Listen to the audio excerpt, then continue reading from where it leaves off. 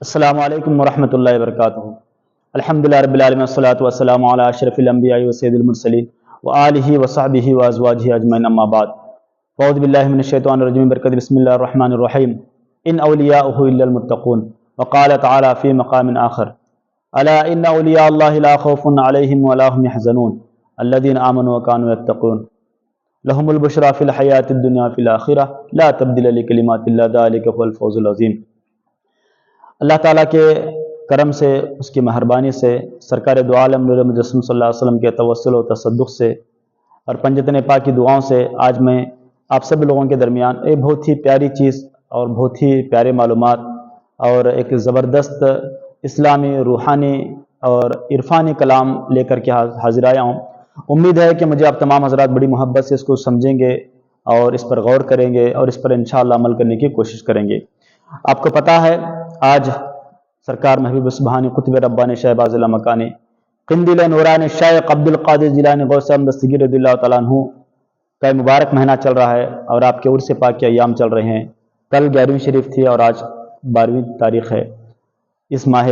ربیع الاخر کی، تو اس مناسبت سے ہر کوئی آج سرکار غوث پاک کے حالات کو بیان کر رہا ہے، ان کے بے شمار کرامات کو بیان کر رہا ہے، ان کے واقعات کو بیان کیا جا رہا ہے اور ان کے بارگاہ میں نیاز پیش کی جا رہی ہے اور ان کے توسل سے دعائیں کی جا رہی ہے اور ان کے تصدق سے اللہ کی بارگاہ میں دعائیں کی جا رہی ہے۔ الحمدللہ ثم الحمدللہ، یہ تمام چیزیں ہو رہی ہیں تو بڑی خوشی ہوتی ہے، مگر تقریباً تمام علماء ہو، تمام عوام ہو اور تمام اہم ذمہ دار لوگ ہو، تمام اہل علم حضرات حضور غوث احمد دستگیر کے حوالے سے آپ کے کرامات کا بہت اچھے انداز سے تذکرہ کرتے ہیں، آپ کے مرتبے کے بارے میں ذکر کرتے ہیں اور آپ کے مجاہدات کے بارے میں ذکر کرتے ہیں اور بے شمار آپ کے انگنت کرامات ہیں اس کے متعلق ذکر کرتے ہیں، مگر ایک چیز وہ ہے جس کا تذکرہ نہیں کے برابر کیا جاتا ہے، اس پر میں آج کچھ روشنی ڈالوں گا۔ حضور غوث احمد دستگیر کا مرتبہ بہت بلند و بالا ہے، جس کے متعلق بڑے بڑے شعراء کے آپ نے کلام سنا ہے کہ واہ کیا مرتبہ ہے غوث ہے بالا تیرا،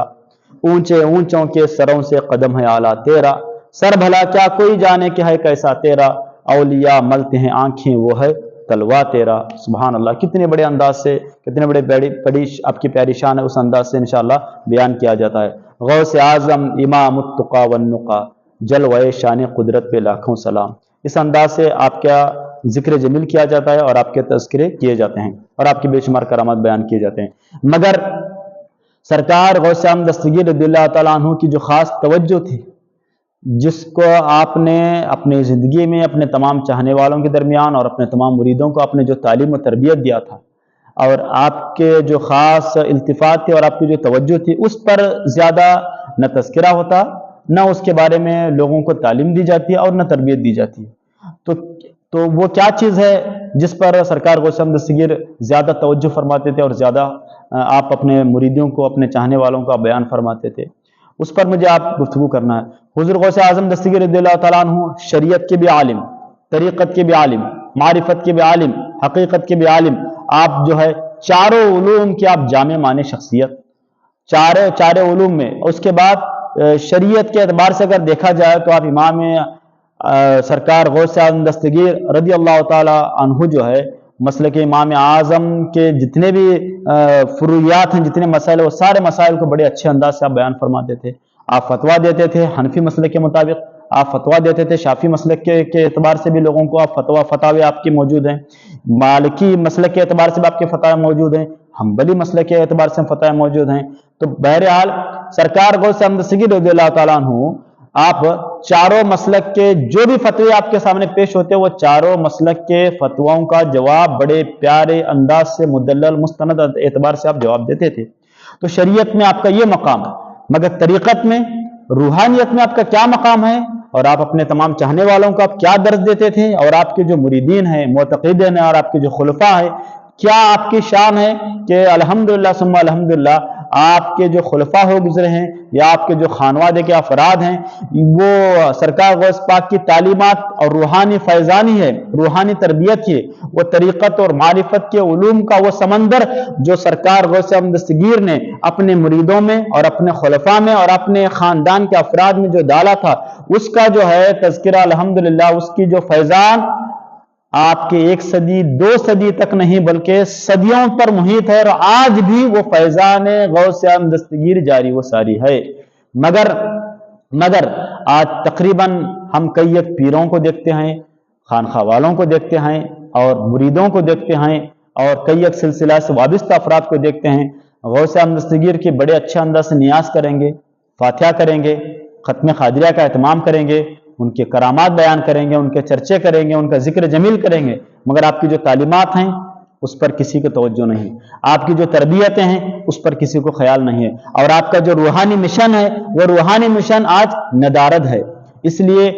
مجھے بڑا افسوس ہوتا ہے یہ جب چیز میں دیکھتا ہوں تو میرے آپ تمام لوگوں سے ادباً گزارش اور التماس اور ریکویسٹ ہے کہ حضور غوث اعظم دستگیر کا جو روحانی مشن ہے اس مشن کو عام کیا جائے، اور اس کے اعتبار سے انشاءاللہ آج ہمیں اپنے تمام چاہنے والوں کے درمیان، اپنے تمام اہل اسلام کے درمیان حضور غوث پاک کی جو روحانی شخصیت تھی، آپ نے جو روحانی پیغام پہنچا اس پر توجہ دی جائے۔ سرکار غوث اعظم دستگیر روحانی تعلیم و تربیت پر بہت زیادہ توجہ دیتے تھے، آپ قلب کی اصلاح پر بہت بڑا آپ نے کام کیا ہے، اور قلب کی اصلاح کے حوالے سے آپ کے بے شمار خطبات ہیں، آپ کے واقعات ہیں، آپ کے جو ہے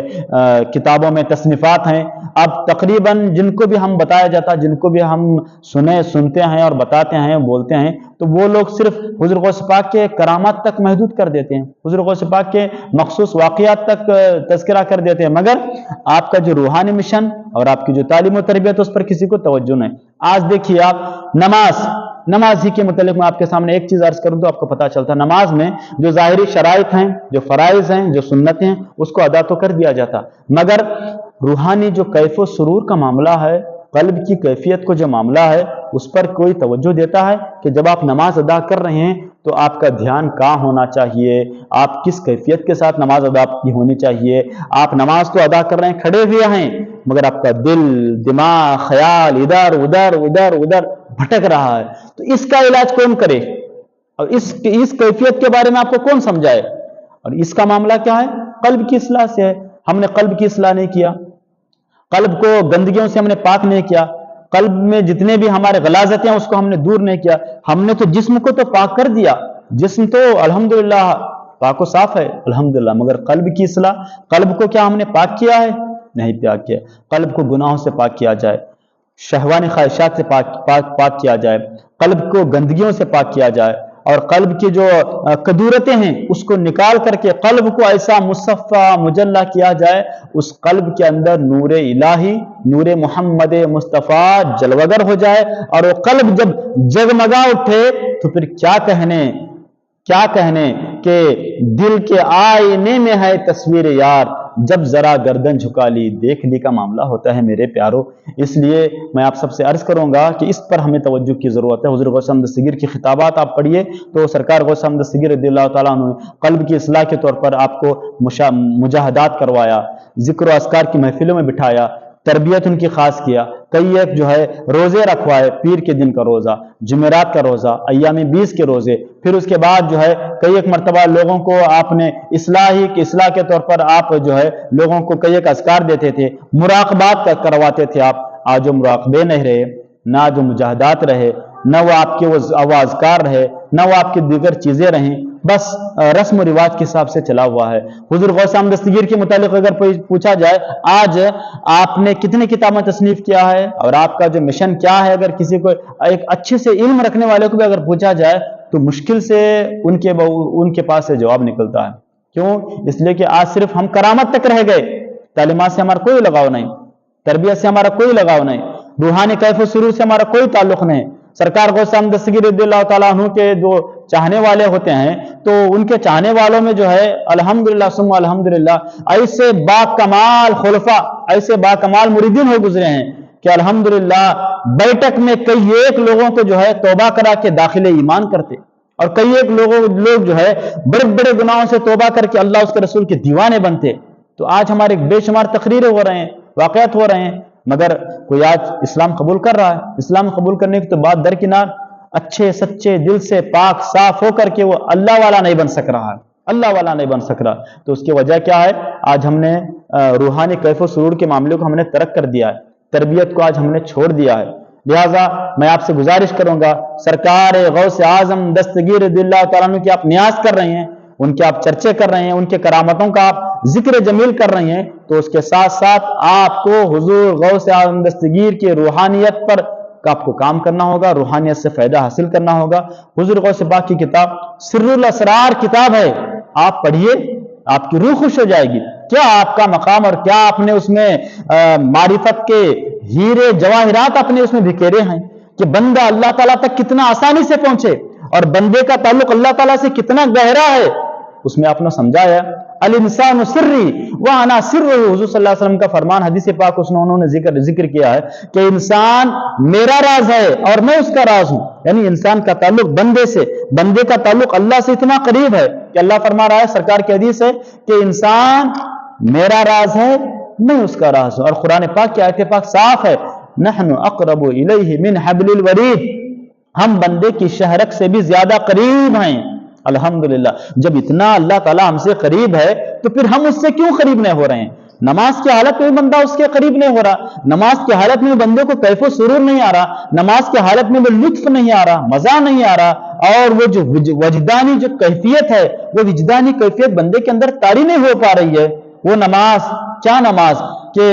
کہیں خیال ایک طرف، دھیان ایک طرف، فکر ایک طرف، سوچ ایک طرف، اور ہمارا صرف دھڑ اللہ کی بارگاہ میں لگا ہوا ہے،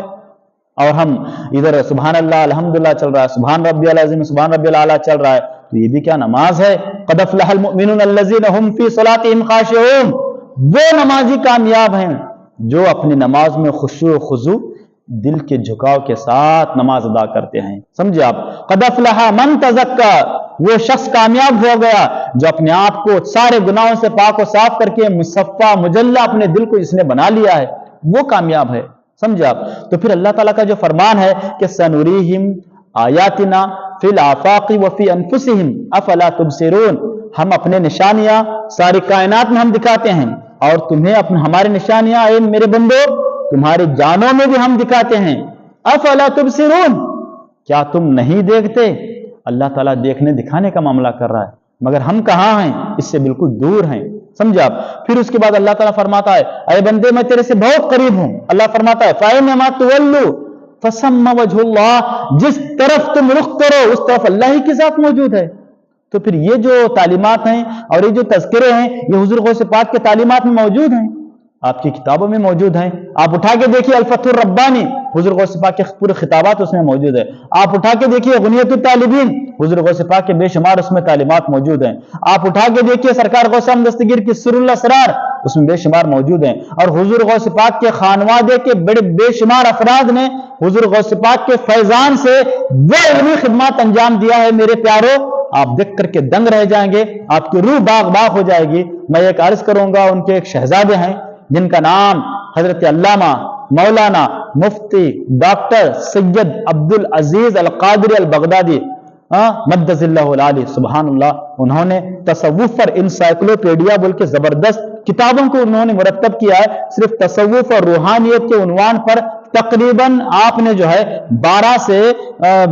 20 یا 22 جلد میں اپنے کتابیں مرتب کیا ہے، اور آپ کی فقہ میں کتاب موجود ہیں، تفسیر میں موجود ہیں۔ یہ سب کیا ہے؟ یہ اولاد غوث اعظم دستگیر ہیں، یہ ان کے خانوادے کے افراد ہیں، انہوں نے وہ خدمات کیا ہیں۔ آج وہ تعلیمات سے ہم دور ہیں، وہ معاملات سے ہم دور ہیں۔ سمجھے آپ؟ تو پھر اللہ تعالیٰ کا فرمان وَهُوَ مَعَكُمْ أَيْنَمَا كُنْتُمْ، وہ رب کی ذات تمہارے ساتھ ہے جہاں جہاں تم ہوتے ہو۔ تو جب ہم یہ آیات اور اس طرح کے ہم تذکرہ کرتے ہیں تو عام کئی ایک لوگوں کو اس پر اعتراض ہوتا ہے کہ بھئی یہ کیا معاملات ہے، یہ کیا چیزیں ہیں۔ نہیں بابا، اللہ تبارک و تعالی ہم سے